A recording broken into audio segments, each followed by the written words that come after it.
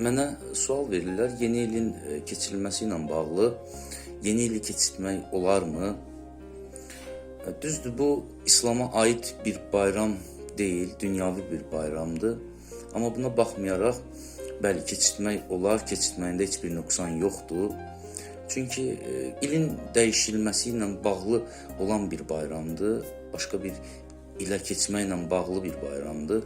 Yəni, biz bu təqvimlə yaşayırıq və il dəyişməsini də qeyd eləyə bilərik, bayram kimi qeyd eləyə bilərik və hətta bir-birimizi təbrik də eləyə bilərik. Yəni, bu barədə İslamda heç bir məhdudiyyət yoxdur. Yəni, Peyğəmbərimizdən də hədis var ki, dünyavi bayramları da belə keçirdə bilərsiniz. Hətta yaşadığınız qövmün bayramlarını da qeyd edə bilərsiniz.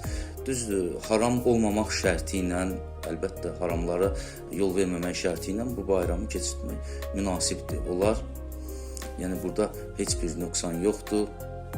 Qarşıdan gələn bayramınızı, yeni ilinizi təbrik edirəm. İnşallah Allah 2026-cı ili hamımıza xeyirli qərar versin, gələn günlərimizi gözəl eləsin, keçmiş günahlarımızı əfv eləsin. Allah hər birinizi inşallah istəklərinizə, niyyətlərinizə çatdırsın üzümüzə gələn təqvim ilində.